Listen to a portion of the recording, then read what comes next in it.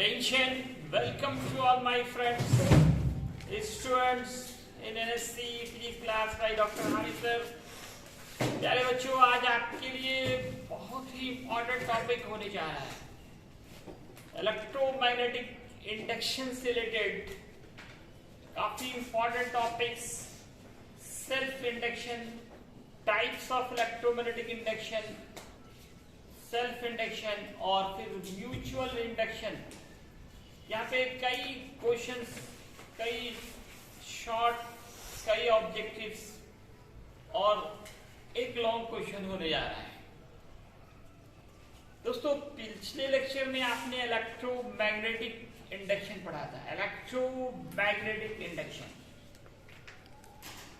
आपने देखा था कि जब कॉइल और मैग्नेट के बीच रिलेटिव मोशन हो तब कॉइल से ईएमएफ इंड्यूस होने लगता है।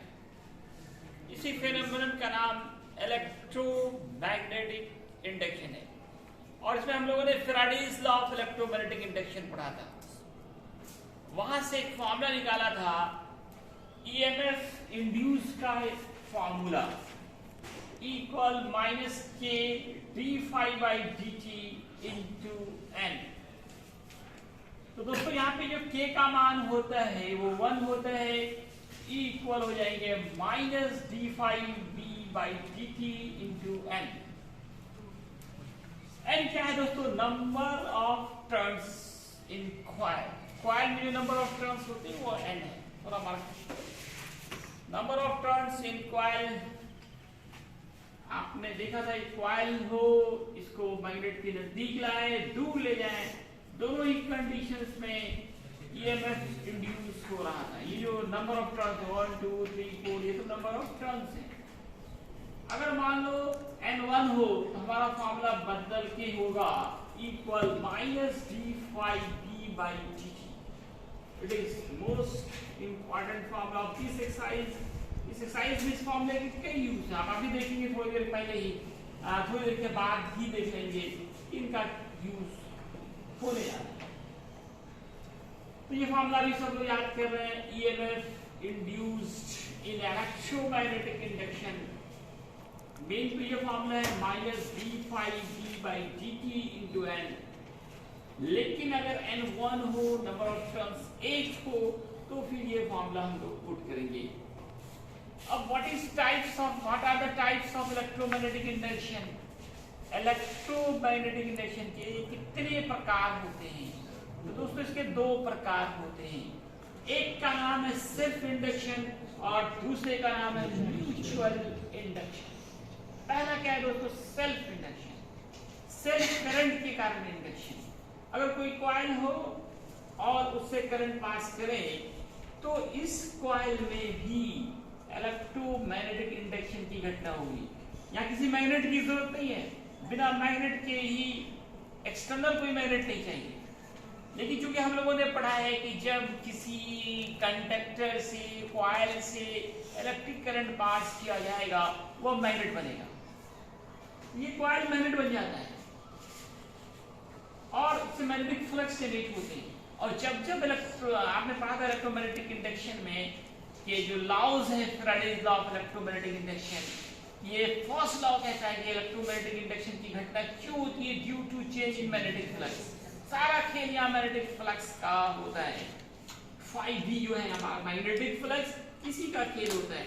जैसे हम इस कॉइल से करंट पास करेंगे, ये कॉइल एक मैग्नेट बन जाएगा और यहाँ मैग्नेटिक फील्ड लाइंस जनरेट होंगे, जिससे मैग्नेटिक फ्लक्स प्रोड्यूस होगा। और ये जो मैग्नेटिक फ्लक्स इसमें चेंज हुआ, चाहे बढ़े चाहे घटे, मैग्नेटिक फ्लक्स चाहे बढ़े चाहे घटे, दोनों ही कंडीशंस में एक ईएमएफ अपोजिट डायरेक्शन में डेवलप होते हैं, जो इसको आगे बढ़ने से रोकता है। अगर आपके घर में पुराने जमाने का ट्यूबलाइट हो जिसमें चौक कॉइल लगा रहता है, तो उसको जब ऑन कीजिएगा ना, देखिएगा पहले जलता बुझता फिर थोड़ी देर के बाद जल पाता है। इसका रीजन क्या है? जैसे ही आपने स्विच ऑन किया, करंट पास किया, एक ईएमएफ सेल्फ इंडक्शन के कारण अपोजिट डायरेक्शन में डेवलप होता है, जो इस करंट को आगे बढ़ने से रोकना चाहता है। इसको इसके लड़ने में लग जाता है, इससे थोड़ा जलता बुझता है, फिर है ना। जब करंट कांस्टेंट हो जाएगा, फिर मैग्नेटिक फ्लक्स कांस्टेंट होगा, तो फिर ये खत्म हो जाएगा, क्योंकि चेंज इन मैग्नेटिक फ्लक्स में चेंज होना चाहिए। मैग्नेटिक फ्लक्स में क्या होना चाहिए, तब जाकर ये घटना होगी। तो आप क्या देख रहे हैं, किसी कॉइल में अपने ही करंट के कारण एक ईएमएफ अपोजिट डायरेक्शन में इंड्यूस हो रहा है, इसी फेनोमेनन का नाम है self induction. The phenomenon of inducing EMF in a coil due to self current, अपने ही करंट के कारण ईएमएफ इंड्यूस होने की घटना का नाम है सेल्फ इंडक्शन। अब कितना ईएमएफ इंड्यूस होगा, इसका क्या फॉर्मूला होगा, वो हम लोग ड्राइव करते हैं।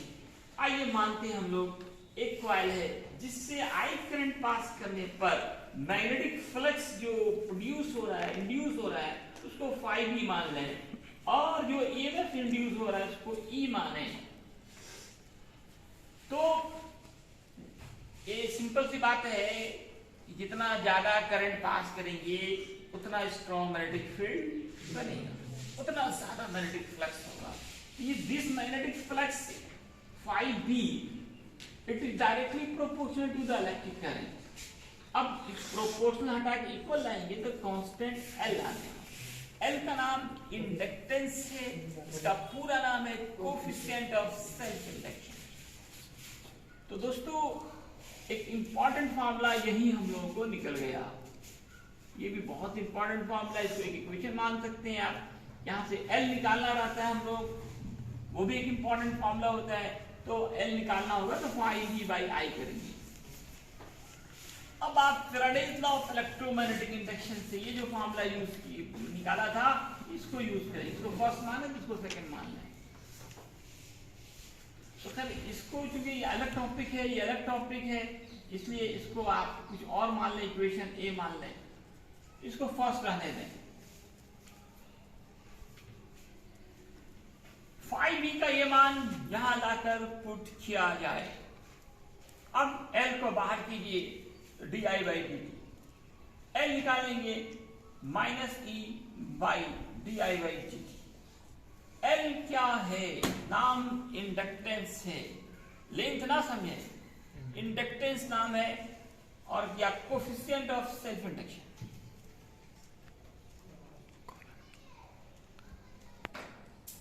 स्टार्ट। तो दोस्तों L क्या है, कांस्टेंट। डिफरेंशिएशन में कांस्टेंट को आप बाहर करते हैं, जो वेरिएबल है उसको डिफरेंशिएट करेंगे, यहाँ di/dt होगा। L निकालेंगे तो ये इनटू में है ना, y में चला जाएगा। इसलिए व्हाट इज L, इंडक्टेंस या कोएफिशिएंट ऑफ सेल्फ इंडक्शन। इसका डिफिनेशन देखिए यहाँ से है, रेशियो, ये रेशियो है, negative ratio of EMF induce and the rate of change of electric current in coil. किसी कॉइल में कितना ईएमएफ इंड्यूस हुआ और कितना इलेक्ट्रिक करंट में चेंजिंग हुआ यूनिट टाइम, उसको कहते हैं rate of change of electric current. तो L इक्वल हो गया -E/di/dt। इससे डिफिनेशन निकल गया, what is inductance, the ratio of the negative ratio of induced EMF in coil and the rate of change of electric current in coil. ये ratio ही inductance कहलाता है, इनको L से डिनोट करते हैं। एक डिफिनेशन इसका यहां से भी निकाल सकते थे हम लोग, 5B = Li। L निकाला है 5V/I। 5V क्या, magnetic flux produce in coil, और I क्या है, electric current passes through the coil. The ratio of magnetic flux and electric current passes through the coil is called inductance denoted by L। L का दो formula आप देखेंगे, यहां से निकला इस डिफिनेशन से, दूसरा इस डिफिनेशन से, दोनों यहाँ पे एक फॉर्मूला दिख रहा है आपको, उसको लिखे है, यहाँ से एक फॉर्मूला निकाला है। यूनिट की बात करें, यहाँ से यूनिट निकालना ज्यादा आसान है। मैग्नेटिक फ्लक्स का यूनिट वेबर, करंट का एम्पीयर, वेबर पर एम्पीयर, इसी को हेनरी बोलते हैं, कैपिटल S से डिनोट करते हैं। आप डायमेंशन निकाल के देख सकते हैं। इसका यूनिट और डायमेंशन इंडक्टेंस, ये एकदम फिक्स क्वेश्चन है, 100% ऑब्जेक्टिव में रहना ही रहना है। SI unit of inductance Henry, क्या बोलेंगे, हेनरी। हेनरी भूल जाइए तो हामिद सर याद करिए, वो भी H से होता है, कैपिटल H वहां पे सिंबल है, इसे कभी ना भूलें, है ना। क्या है, H, हामिद सर। हेनरी की जगह पे आप लिख सकते हैं। तो इसका इंडक्टेंस का इंडक्टेंस। इसके बाद हम लोग कोफिशिएंट ऑफ म्यूचुअल इंडक्शन पढ़ेंगे, वहां पे भी कोफिशिएंट ऑफ म्यूचुअल इंडक्शन आएगा, तो वहां भी हेनरी है। इंडक्टेंस हो, कोफिशिएंट ऑफ सेल्फ इंडक्शन हो, बात एक ही है, दोनों का यूनिट क्या होगा, हेनरी। और dimension ml² T inverse 2 A inverse 2, A की जगह पे यहाँ कभी I भी हो सकता है। अब इसमें एक फिर लॉन्ग क्वेश्चन है यहाँ पे, ये भी क्वेश्चन आपको क्वेश्चन बैंक देखिए कितनी बार इधर हाल फिलहाल भी कई बार पूछा गया है। Drive an expression of inductance of A solenoid, क्योंकि ये मिक्स क्वेश्चन है, पिछला एक्सरसाइज और इस एक्सरसाइज का, ऐसे क्वेश्चन ज्यादा इंपॉर्टेंट होते हैं। Magnetic effect of electric current में ही आप सोलेनॉइड पढ़ा था, अब यहाँ पढ़ा आपने इंडक्टेंस। किसी इंडक्टेंस का फॉर्मूला निकालना है किसी सोलेनॉइड के लिए, इसके लिए मान लिया जाए एक सोलेनॉइड है, इसमें पर यूनिट लेंथ में नंबर ऑफ टर्न्स n है, लेंथ टोटल स्मॉल l मानते हैं, क्योंकि इंडक्टेंस को कैपिटल L मानना है तो लेंथ को हम लोग यहाँ स्मॉल l मानेंगे। I करंट पास करने पे मैग्नेटिक इंडक्शन जो प्रोड्यूस हो रहा है वो B है, तो B का फॉर्मूला म्यू नॉट Ni, ये आपने पीछे पढ़ा था सोलेनॉइड का मैग्नेटिक इंडक्शन का फॉर्मूला। टोटल टर्न्स क्या होगा, n इंटू L हो जाएगा, n इंटू L। अब आप मैग्नेटिक फ्लक्स की बात करें, एक टर्न के लिए B इंटू A, और यहाँ टोटल टर्न्स है n इंटू L। पाई का फॉर्मूला B डॉट A होता है, B डॉट A, लेकिन एक टर्न के लिए तो टर्न कितने निकले, n into L, n into L से मल्टीप्लाई करेंगे, mu naught n square I L A। लेकिन 5B का फॉर्मूला एक हम लोगों ने अभी देखा था, L इंटू I। इस दोनों, ये दोनों एक ही चीज है, दोनों को इक्वेट करें, I कैंसिल करें, बड़ी आसान, इतना ही करना है 5 नंबर। कितनी बार एक क्वेश्चन देखिए 5 में, कितना आसान है, 5 लाइन का कैलकुलेशन नहीं है, 5 नंबर है इसमें। तो सबसे पहले हम लोग सोलेनॉइड का मैग्नेटिक इंडक्शन निकालेंगे, फिर टोटल टर्न्स निकालेंगे, और फिर टोटल फ्लक्स निकालेंगे, मैग्नेटिक फ्लक्स 5E निकालेंगे, और उसके बाद सेल्फ इंडक्शन में जो फॉर्मूला हम लोगों ने पढ़ा था 5E बराबर Li, उसको पुट करेंगे, दोनों को इक्वेट करेंगे, I कैंसिल करेंगे, इस तरह से कैपिटल L जो इंडक्टेंस है उसका फॉर्मूला बड़ी आसानी से निकल गया। अब आइए म्यूचुअल इंडक्शन। म्यूचुअल ये ज्यादा काम का है, आपका जो ट्रांसफार्मर है ना, आगे हमको ट्रांसफार्मर पढ़ाना है अभी आपको, कि ट्रांसफार्मर किस सिद्धांत के आधारित है। सवाल है what is the principle of transformer. The transformer is based upon mutual induction. Transformer mutual induction के सिद्धांत के आधारित है। तो दोस्तों अगर दो कॉइल हो, दोनों एक दूसरे के नजदीक हो, तब एक कॉइल से इलेक्ट्रिक करंट पास करने पर दूसरे कॉइल में अपने आप ईएमएफ इंड्यूस होने लगता है। इसी फिनोमिनन का नाम है mutual induction. When two coils are close to each other and electric current passes through one coil, then EMF is induced in second coil. दो कॉइल एक दूसरे के नजदीक हो, तब एक से हम करंट पास करेंगे तो दूसरे में भी ईएमएफ इंड्यूस होगा। इसी घटना को कहा जाता है म्यूचुअल इंडक्शन। जैसे यहाँ पे देखिए दो कॉइल है, नजदीक में है, एक से करंट पास कर रहे हैं, दूसरे में यहाँ गैल्वेनोमीटर लगा दिया, स्विच ऑन करेंगे, ये सिंबल है एसी करंट का, एसी। आप सेल भी लगा सकते हैं यहाँ पे। तो इस गैल्वेनोमीटर के नीडल पे डिफ्लेक्शन होगा, जबकि यहाँ पे क्या है, सटा हुआ नहीं है, थोड़ा गैप है। फिर भी ऐसा क्यों हो रहा है, रीजन बता सकते हो कोई? एनीवन, दिमाग लगाओ। हमने स्विच ऑन किया इससे, और यहाँ बीच में गैप, जबकि तार में थोड़ा भी कटा रहता है ना, आगे करंट नहीं आता है, लेकिन यहाँ ऐसा हो रहा है, बीच में गैप है, फिर भी स्विच यहाँ कर रहे हैं, गैल्वेनोमीटर इसका डिफ्लेक्ट हो रहा है, मतलब इस कॉइल से भी करंट पास हो रहा है।